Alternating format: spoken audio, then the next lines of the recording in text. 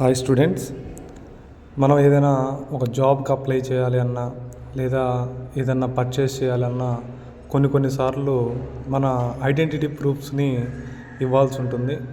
అయితే ఆ సందర్భాల్లో మనం మన ఐడెంటిటీ ప్రూఫ్స్ని డైరెక్ట్గా ఇవ్వాల్సినటువంటి అవసరం లేకుండా ఒక సాఫ్ట్ కాపీని వాళ్ళకి డైరెక్ట్గా షేర్ చేయడానికి ఆన్లైన్లో మనకి డిజిలాకర్ అనేటువంటి ఒక వెబ్సైట్ ఉంది.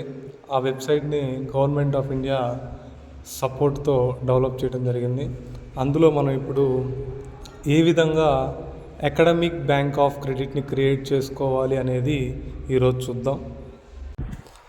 ఫస్ట్ క్రోమ్ ఓపెన్ చేసి క్రోమ్లో సెర్చ్ బార్లో డిజిలాకర్ అని టైప్ చేస్తే కింద కొన్ని లింక్స్ అనేవి ఓపెన్ అవుతాయి.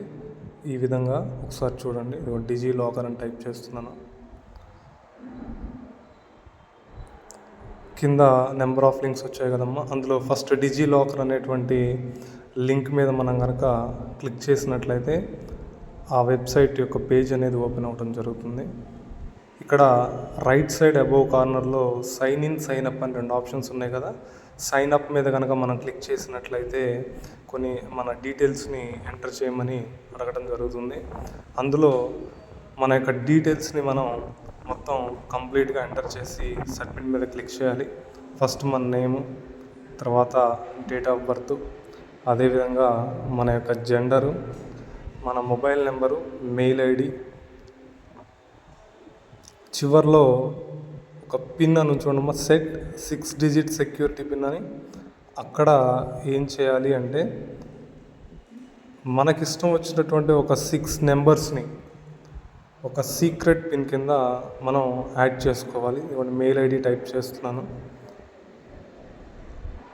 దీని తర్వాత ఇప్పుడు ఇక్కడ నెక్స్ట్ ఆప్షన్లో ఇక్కడ ఉంది కదమ్మా, ఇక్కడ మనకి నచ్చినటువంటి 6 డిజిట్స్ని ఒక సెక్యూరిటీ పిన్ కింద మనం ఎంటర్ చేసుకోవాలి.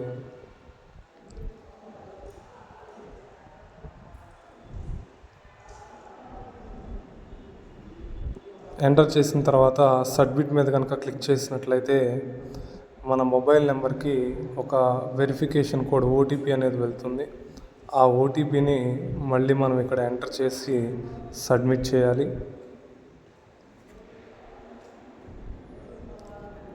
నెక్స్ట్ స్టెప్లో మన యొక్క ఐడెంటిటీని కన్ఫర్మ్ చేసుకోవడానికి మన ఆధార్ నెంబర్ని అడుగుతుంది.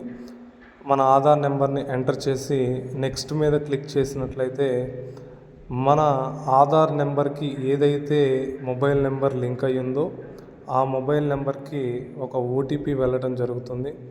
ఆ ఓటీపీని మనం ఇక్కడ ఎంటర్ చేసి సబ్మిట్ చేయాలి.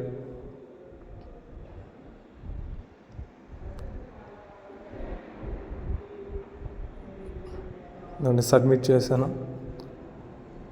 సబ్మిట్ చేసిన తర్వాత డిజిలాకర్లోకి మనం సైన్ ఇన్ అవ్వడం జరుగుతుంది. ఇక్కడ డైరెక్ట్గా అకాడమిక్ బ్యాంక్ ఆఫ్ క్రెడిట్ అని అడుగుతుంది.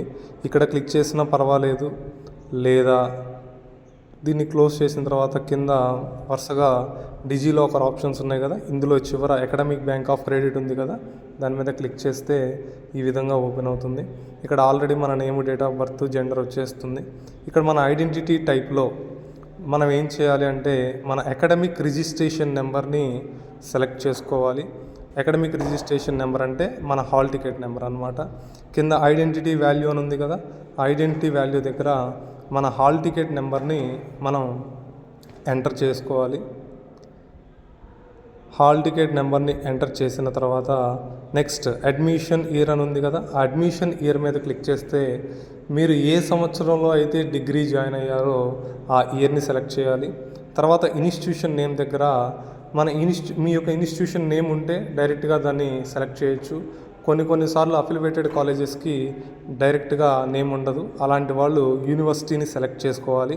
ప్రజెంట్ మన నాగార్జున యూనివర్సిటీ కాబట్టి నాగార్జున యూనివర్సిటీ సెలెక్ట్ చేసి గెట్ డాక్యుమెంట్ మీద కనుక క్లిక్ చేసినట్లయితే మన యొక్క ఏబీసీ కార్డ్ అనేది క్రియేట్ అవ్వడం జరుగుతుంది. ఇదిగోండి, ఈ విధంగా పైన డౌన్లోడ్ అనే ఆప్షన్ ఉంది కదా, ఆ డౌన్లోడ్ అనేటువంటి ఆప్షన్ మీద క్లిక్ చేస్తే మన ఏబీసీ కార్డ్ అనేది మనకి డౌన్లోడ్ అయిపోవడం జరుగుతుంది. ఈ విధంగా మనం డిజిలాకర్లో అకాడమిక్ బ్యాంక్ ఆఫ్ క్రెడిట్ అనేటువంటి ఐడి కార్డ్ని క్రియేట్ చేసుకోవచ్చు.